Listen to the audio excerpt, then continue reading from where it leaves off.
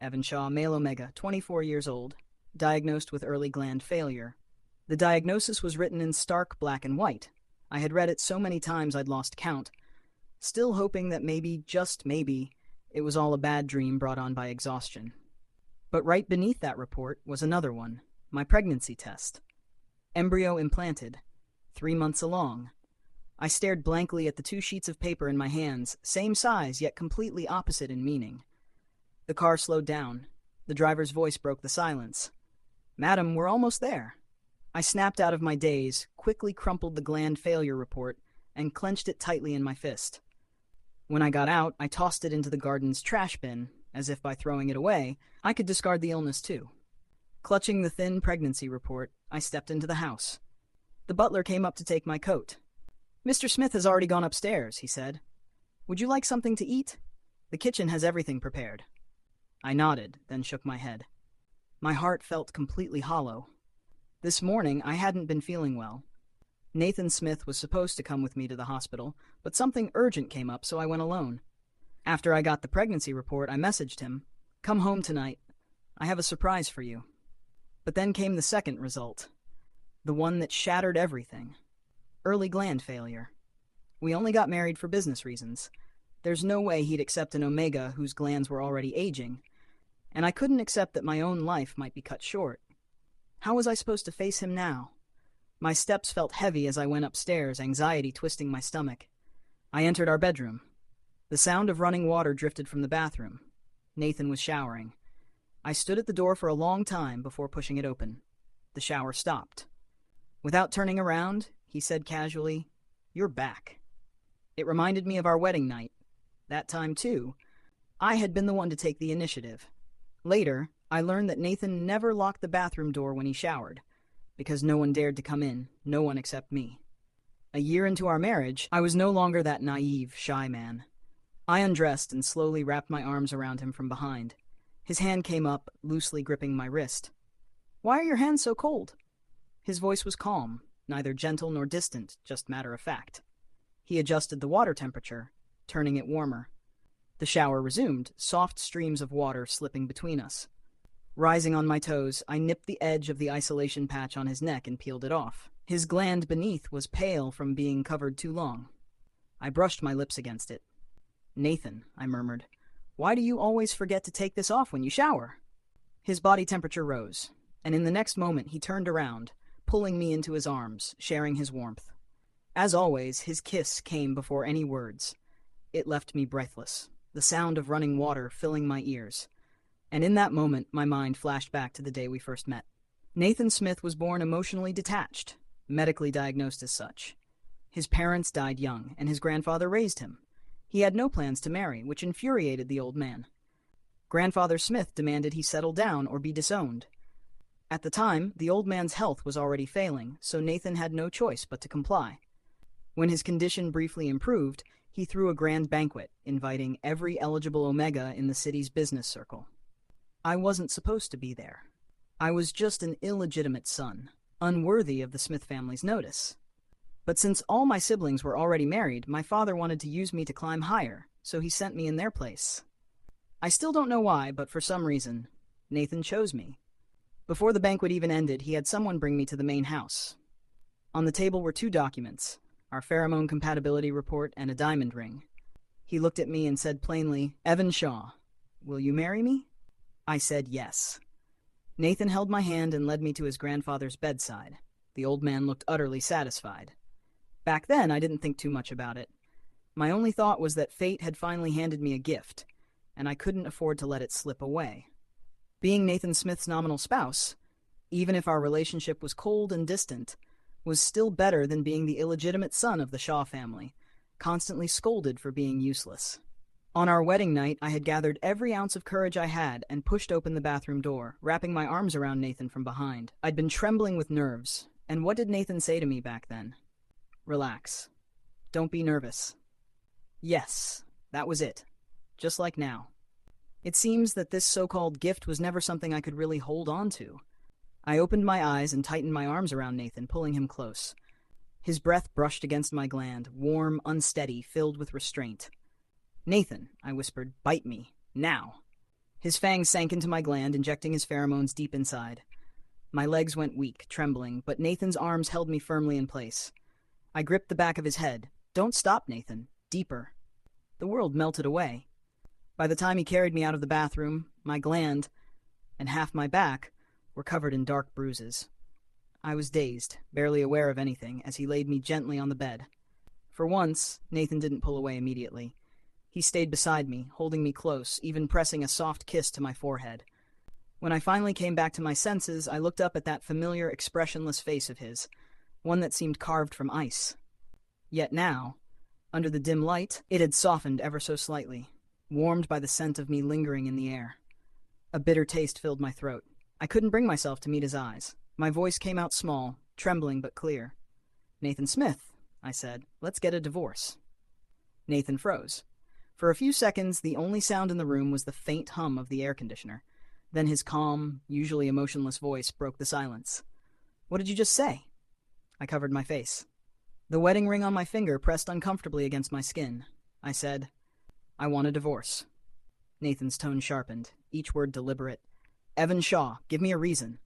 I pressed my face deeper into my palms. "Do I need one?"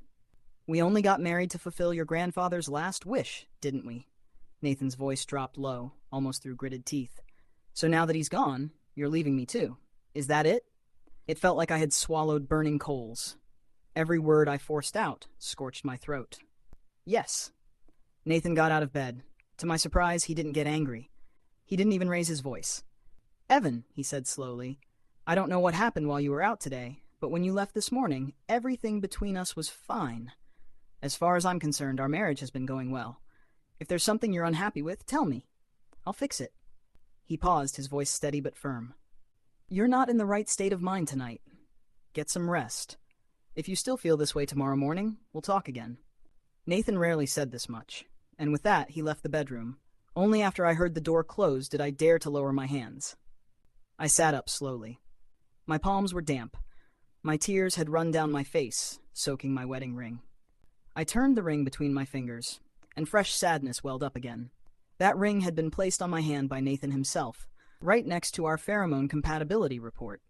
He'd given it to me before we went to see his grandfather, but it had always been a little too big. I had to hold it in place with 2 fingers to keep it from slipping off. I hadn't minded. Not until our wedding night. After carrying me out of the shower, Nathan had opened a small velvet box from the bedside table, a brand new ring inside. He'd taken my hand, slid the new ring onto my finger, and it fit perfectly. "Grandfather said I shouldn't let you feel wronged," he'd said softly. "That first ring was a standard size. I didn't consider your comfort. That was my mistake. This one is a gift. And my promise, I swear in this marriage I won't let you feel uncomfortable." His fingers had brushed mine then, warm and gentle, and that warmth had traveled straight through me, right to my heart. Only I knew how wildly it had pounded at that moment. Nathan Smith was a man who always kept his word, and in the year we'd been married, I'd been happier than in the 20-plus years before that. But maybe I was never meant to be happy for long. Maybe fate just couldn't stand to see me smile. I wiped my tears, twisted the ring, and decided it was time to give it back to him. Before I could take it off, the bedroom door opened. Nathan stood there, hands still on the doorknob, holding a thin sheet of paper. Behind him, the butler looked anxious, clutching my coat. My mind went completely blank. Nathan had my pregnancy report. The butler hurried to explain, voice trembling.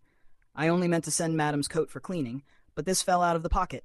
Mr. Smith, please, whatever's going on, talk it out calmly." Nathan's expression was unreadable, grave. He waved the butler away. The door closed again, sealing us in the silence. He walked toward me, slow, deliberate steps. "So this," he said, lifting the paper slightly, "was the surprise you wanted to tell me about?" I turned my head away. "It doesn't matter anymore." "Doesn't matter?" His voice rose, quiet but dangerous. "You're carrying our child, Evan, and you still want a divorce? Why?" "There is no reason," I shouted. "Fine." Nathan's grip tightened on the report, the paper crumpling in his hand. "Then listen to me, Evan Shaw. You are not leaving me." He stepped closer, his voice low, unyielding. "Forget about divorce. Don't even think about it." He said it again, every word heavy with finality. "Don't even think about it." That was the first time I truly experienced Nathan Smith's domineering side. People often described him that way: decisive, unyielding, always in control. Once he made up his mind, there was no changing it. This time was no exception. He practically imprisoned me. My world shrank to the confines of the Smith estate. I wasn't allowed to take a single step beyond its gates. Nathan even brought in a private doctor to take care of me. But I couldn't let that doctor find out about my premature aging condition, so I resisted fiercely. In the end, they had no choice but to give up. After that, Nathan started leaving early in the morning and coming home late at night. The staff at the estate were all extremely professional. They did their jobs quietly, rarely crossing paths with me. The only person who spoke to me at all was the butler. The kitchen began serving medicinal soups meant to strengthen my body, but I couldn't keep anything down. 3 meals a day, and I would throw up at least 5 times. The butler would walk me around the garden and try to gently persuade me. "Mr. Shaw, every couple fights sometimes. Just take a step back and things will work out." I only shook my head and said nothing. I was never Nathan's best choice, and I couldn't bear the thought of withering away right in front of him. During our silent standoff, Nathan and I began sleeping in separate rooms. At first, I couldn't sleep at all. Later, the nausea from the pregnancy grew worse, and exhaustion finally won out. I'd fall asleep despite myself. But the absence of Nathan's scent on the pillow was unbearable. It couldn't be helped. Every omega goes through this during pregnancy. Their body craves their alpha's pheromones more intensely than ever, and resisting that instinct is nearly impossible. I was furious with myself for not having hidden a few of Nathan's shirts in advance. When I overheard the butler on the phone with Nathan saying that he would be away on a business trip and not coming home, I sneaked back into the master bedroom. Quiet as a thief, I took a few of his shirts. I hid them under my blanket and pressed my face against the fabric, breathing in the faint traces of his pheromones, using them to soothe my restless body. I felt disgusting, pathetic. Biting down on Nathan's tie, I hated myself for being this weak. Why did I have to be sick like this? My emotions spiraled out of control. Exhausted, I fell asleep clutching his shirt, the lingering warmth of his scent wrapped around me. With his pheromones there, I always slept more soundly. Sometime in the middle of the night, someone gently adjusted my head so my neck wouldn't cramp. I opened my eyes and froze. Nathan was there, holding me from behind, his body cool from the night air. After a long silence, he sighed softly, voice barely above a whisper, like smoke in the dark. "Evan Shaw, why are you so stubborn?" I shut my eyes. Tears slipped down the same tracks they'd carved so many nights before. "Nathan, I'm sorry. I'm so sorry." The night passed quietly, filled with unspoken words and silent tears. Wrapped in his pheromones, I felt as though Nathan had woven me a cloud to hold on to, soft, warm, and fleeting. When I woke the next morning, he was already gone. Only the creased bedsheets proved he had ever been there at all, and that it wasn't just another dream born of longing. The soothing effect of his pheromones had steadied my body a little. I went downstairs for breakfast. Nathan was already at the table. I took my seat across from him, and soon the kitchen staff brought out a small bowl of porridge with minced meat and vegetables. The butler smiled kindly. "Mr. Shaw hasn't had much of an appetite lately. It's good to see you eating again. Have some porridge first. The kitchen can make whatever else you like." The first half of his words was clearly meant for Nathan to hear, but Nathan didn't even blink. After finishing his bowl of pigeon soup, he wiped his mouth with calm precision, then finally spoke. "In a few days, the Wong family is hosting an engagement banquet." He looked straight at me. "Evan, you'll go with me. Once that's over, I'll do as you wish. We'll get the divorce." The youngest son of the Wong family was getting engaged. The charity auction was in the afternoon, followed by the engagement banquet that evening. Nathan took me out early that day, probably thinking I'd been cooped up in the house for too long. The sky was overcast, but thankfully it didn't rain. Our first stop was a custom tailoring studio. As soon as I realized where we were, I hesitated. "There's no need," I said quietly. "I already have something suitable at home." Nathan didn't even entertain the idea. He grabbed a measuring tape. "You've lost a lot of weight lately," he said flatly. His palm hovered over my lower abdomen. "It's not showing yet," he murmured. I wanted to tell him, "Of course it isn't showing. It's only been 3 months." But I swallowed the words. I held my breath as he finished taking my measurements, then tried to change the subject. "It's too late to alter anything now, isn't it?"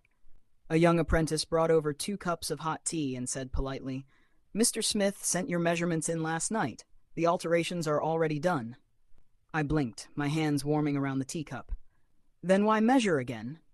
Nathan lowered his gaze and took a sip of tea. "I just wanted to see if my hands measured as accurately as the tailor's." We drank in silence. After changing into the altered suit, Nathan glanced at his watch. "There's still some time before the auction starts. Walk with me."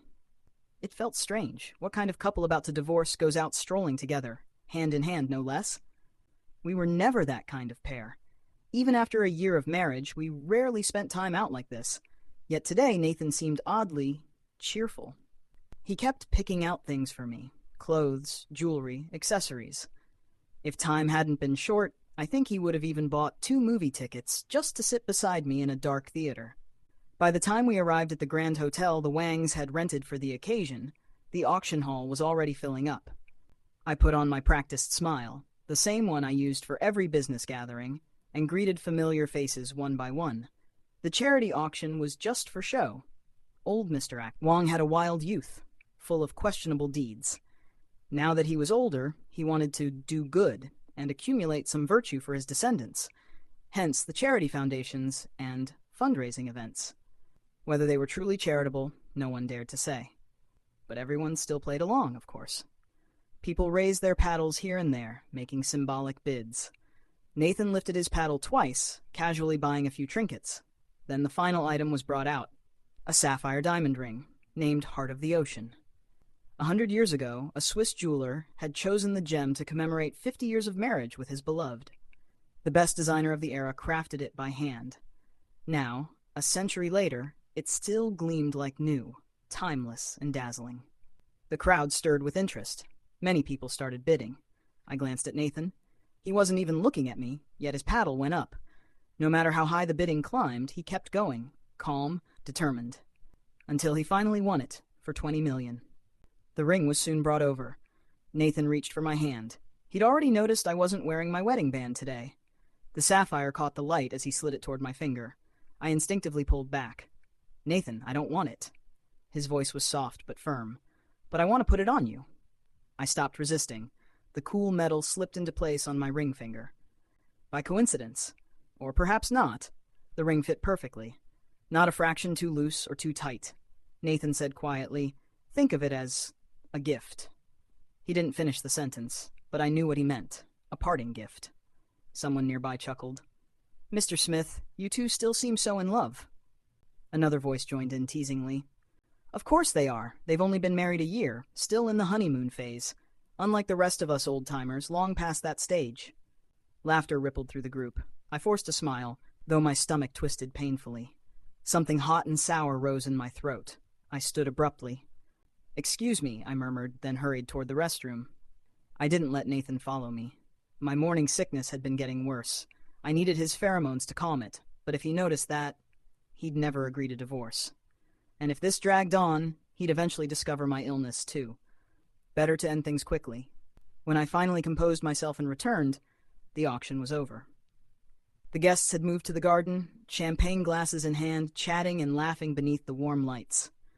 I spotted Nathan immediately, standing among the Wang family, speaking with effortless grace. For a moment I thought about walking over, but my legs wouldn't move. Forget it, I told myself. We're about to divorce anyway. Better to stay in the background, quietly, as always. I picked out a few pieces of dessert and found a quiet, empty corner to fill my empty stomach after throwing up earlier. As I ate, the sweetness spread across my tongue. Not far away, 2 Omegas walked by, both looking familiar. They were probably family members of some guests. I moved behind a tree, not in the mood to talk to anyone. The 2 stopped just a few steps away, clinked their glasses together, and began to gossip. "Hey, did you see? Nathan Smith spent 20 million on a ring for his Omega, Evan Shaw." Of course I did. Anyone in that room who isn't blind or deaf would have noticed.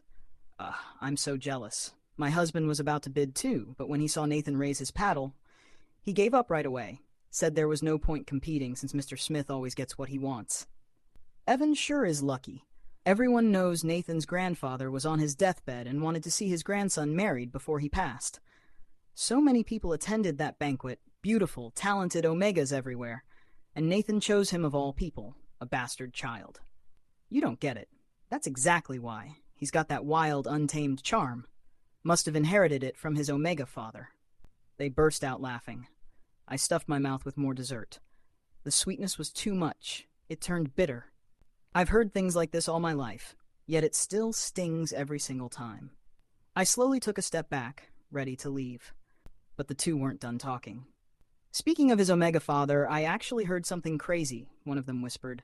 Someone in the Shaw family just died. Did you hear about that? Who? An old servant. I can't remember his name, but he'd been working in the Shaw household for decades. That's not the point, though. The point is, he was supposedly Evan's alpha father's lover. No way. I've seen that old man. He must have been 70 or 80. Mr. Shaw is only in his 50s. How could he possibly have liked an old man like that? You don't know, huh? The servant had some kind of rare disease, something like premature gland aging. Makes your body deteriorate early and shortens your lifespan.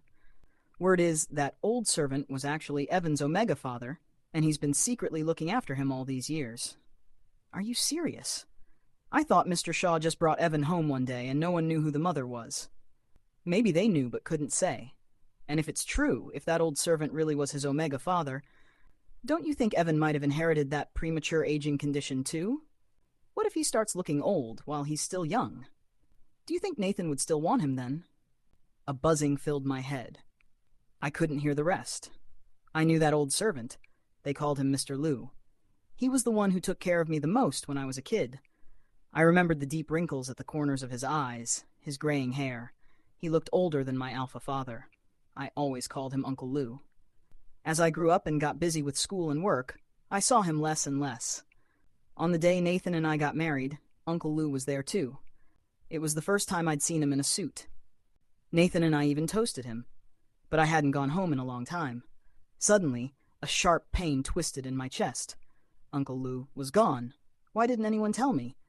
I started walking, wanting to find my father and ask. Just as I turned, I saw Nathan standing not far away, his face pale. "Evan, you," he called softly. I followed his gaze downward.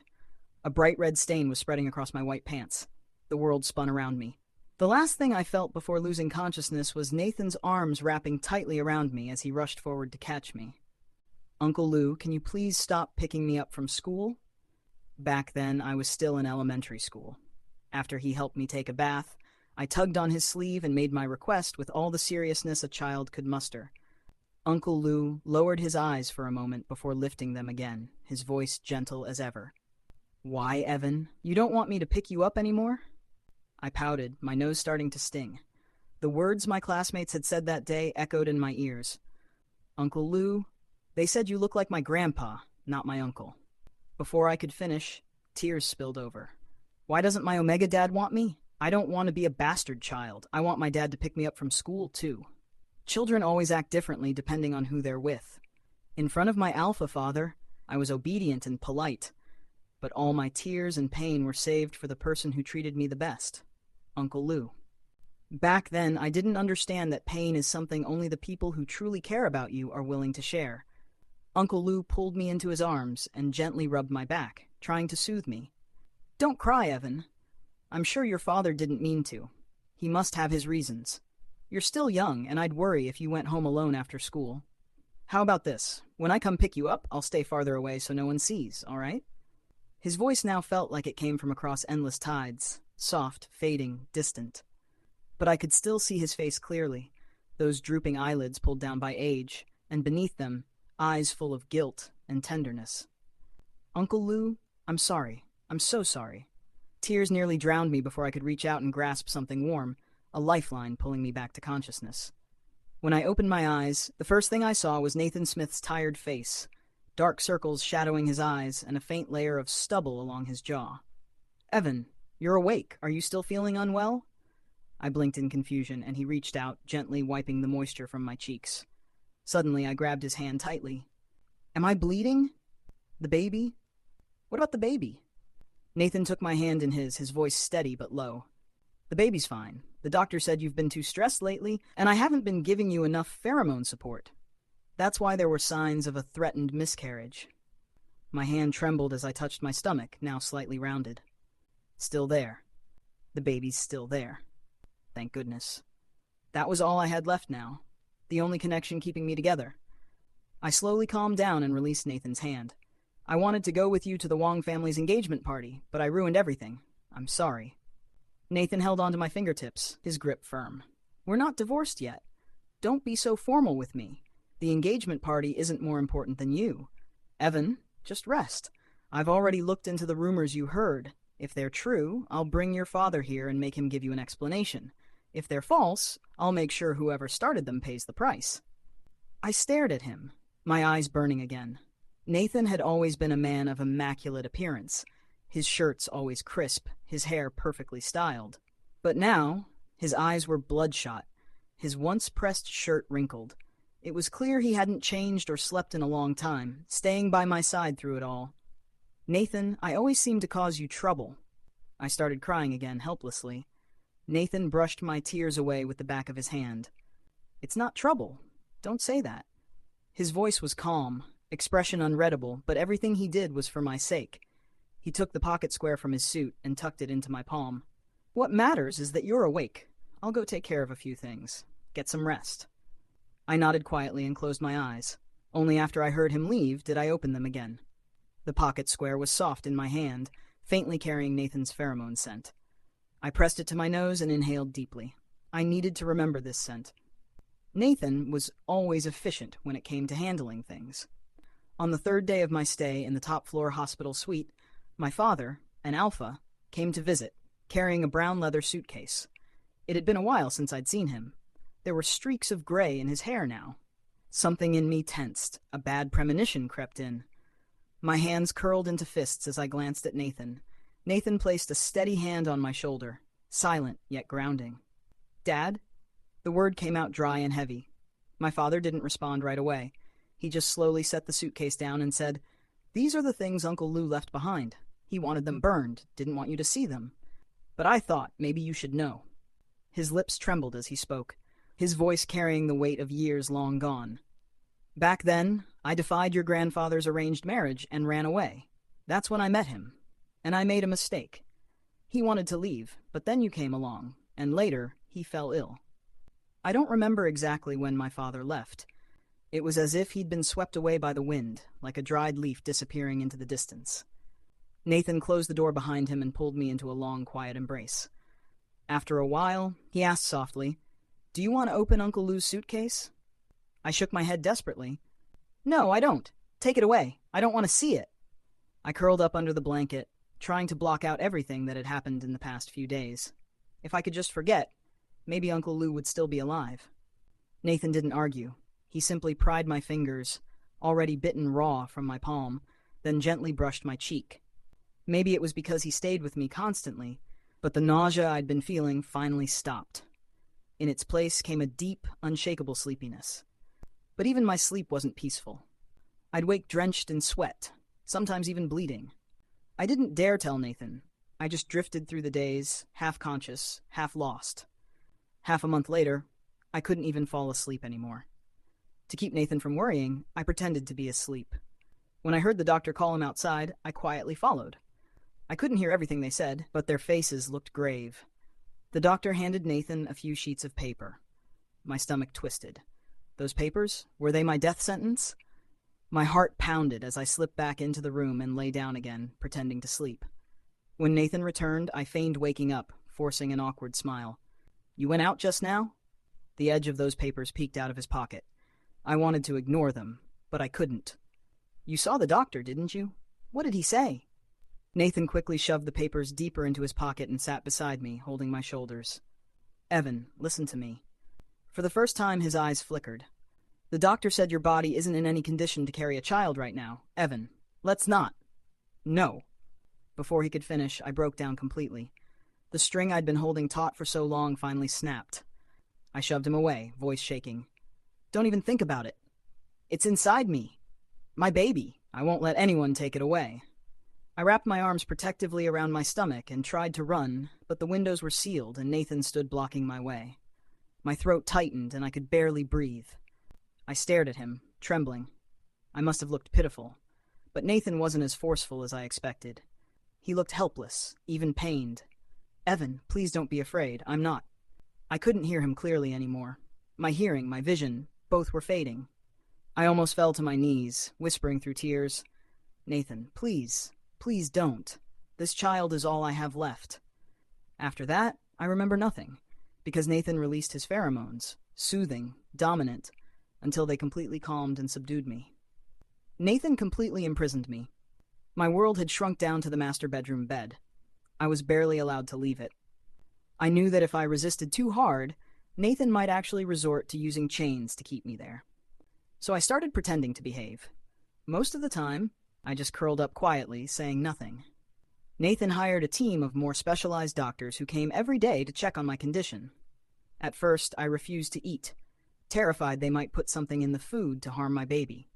The old butler brought in a bowl of soup, his voice soft and pleading. "Please, just eat a little. If you don't eat, the baby will suffer too. I promise, there's nothing in it.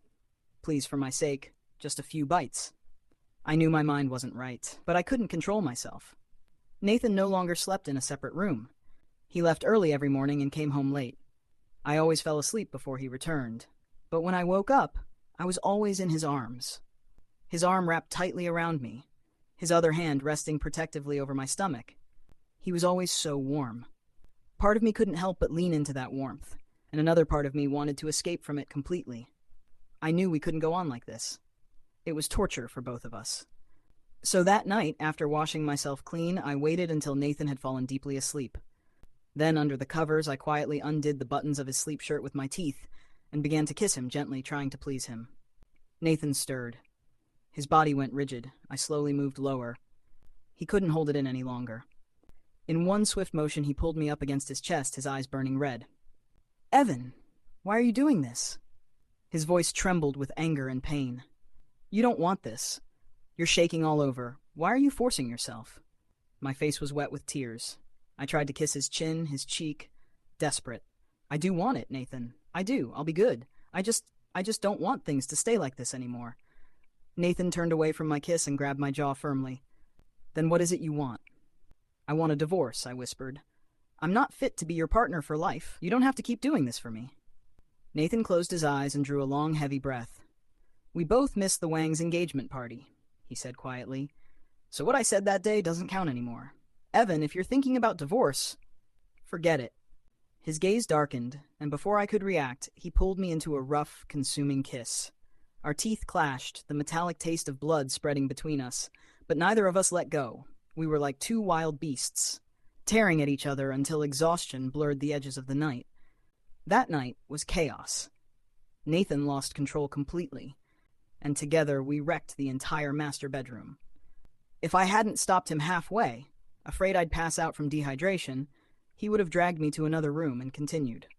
When I woke up, I was in the guest room next door. My lips were dry and cracked. The butler was already there, smiling kindly with a tray that held a bowl of porridge and a glass of warm water. "You're awake? Thirsty? Or would you like to eat something first?" I blinked, still dazed. "Why am I in here?" He chuckled, teasing. "The master bedroom's being cleaned up. Mr. Smith's in the study working. He told me to stay with you until you woke up." I scratched my cheek awkwardly. "Oh, I see." The butler smiled knowingly. "You see, madam, there's no problem between a married couple that can't be fixed. Just be good to Mr. Smith, all right?" I managed a weak smile. He didn't know. Between Nathan and me, there were still things left unsaid. Before the truth comes out, every bit of sweetness between us is nothing more than sugar-coated poison. Nathan and I began spending more and more time together. Most days, he stayed home with me, only heading to his study when work demanded it. After the doctor confirmed that my health had stabilized, Nathan finally lifted my restrictions and allowed me to go out for walks. Sometimes we didn't just stroll around the estate. He would even drive me out to the city. We'd hold hands, go on dates, talk, and watch movies, just like any other ordinary couple. As the weather grew colder, Nathan always remembered to bring me thicker clothes. We'd walk side by side, our hands tightly clasped inside the warm sleeves of our coats. Before a movie started, when the theater went dark for a moment, he would lean over and place the lightest kiss on my lips, like a dragonfly touching water. That day, the movie turned out to be painfully boring. I ended up dozing off on his shoulder halfway through, and when it was over, I gave him a kiss to make up for it. The word divorce became something we both silently agreed never to mention again. When I was 5 months pregnant, it snowed heavily. Our planned outing had to be canceled. So Nathan and I went down to the home theater in the basement and picked a movie at random. Wrapped in a blanket, I said to him, "I used to come here alone a lot. You probably haven't been down here since it was built, huh?" I actually helped pick a few of the films we funded. They did really well, too. Nathan sat beside me, pulling both me and the blanket into his arms. He pressed a kiss to the side of my neck, right where my gland was. You're amazing." Lately, he'd grown fonder of kissing me like that. But my gland was beginning to wither a little, and I didn't dare respond to his scent anymore. The movie began. I thought it was going to be a simple romance, harmless and easy to watch. But then the story took a turn. The female lead was diagnosed with a rare disease that caused her to age prematurely. My entire body went stiff. I didn't dare look at Nathan, but I could feel his arms tightening around me. By the time the woman had aged completely, collapsing beneath the cherry blossom tree, and the man she loved helped her up without recognizing her, my emotions finally broke. I turned to Nathan, clawing and biting at his shoulder. "Nathan, you did this on purpose. You knew about my condition, didn't you?" "You bastard!" Nathan didn't answer. His eyes were red as he reached up and gently wiped my tears away. I turned my head, still hitting him weakly through my tears, and through the blur, I noticed a few strands of white in his hair. A sob tore out of me. "Nathan." Then I threw my arms around him, crying uncontrollably. "Why is it me who's sick and you who's going gray?" Nathan still said nothing. He only kissed me, deeply, over and over again. By the time I calmed down, the movie had ended. I stayed in his arms, whispering everything that had been haunting me. "I know I'm sick. I'm terrified, Nathan. What if I age too fast? What if I don't even make it until the baby's born? What if the baby inherits this disease and comes into the world already old? I'm so scared." Nathan rubbed my back soothingly. "I talked to the doctor. It's not as bad as we imagined. Medicine has advanced a lot. If your natural gland can't handle it, we can replace it with an artificial one, and the genetic risk is very low. Once the baby's born, we'll monitor everything closely and deal with it early. Don't be afraid, Evan. Whatever happens, I'll be here, with you." His words eased something inside me. I reached up and brushed the white strands at his temple, my heart full of both warmth and sorrow. "You've gotten pretty good at saying sweet things lately." Nathan smiled faintly. "I was born emotionally detached. I'm not good at expressing feelings, so I looked it up online. I even asked the doctor for advice. How am I doing so far?" I huffed softly, pretending to be annoyed. "Even if I'm satisfied now, who knows what you'll be like later?" Nathan suddenly lowered his head and kissed the fading spot on my gland, his voice low and rough. "Baby, I'll treat you right for the rest of my life." My ears burned instantly, my whole face flushing red. I buried myself in his arms and changed the subject clumsily. "I know you're not good with emotions, but why did you choose me in the first place? You can't have just married me because you thought I looked nice, right?" Nathan took my hand and pressed it to his chest. "No," he said softly. "I used the most scientific method." Back then, Grandpa Smith had been bedridden for a long time. His only wish before he passed was to see his grandson settle down. But Nathan Smith knew himself too well. He wasn't good at expressing emotions. In fact, he could barely even feel them sometimes. So marriage was something he'd never considered, because he wasn't confident he could ever be a good alpha husband. Yet Grandpa's health was deteriorating, and Nathan couldn't ignore his last wish.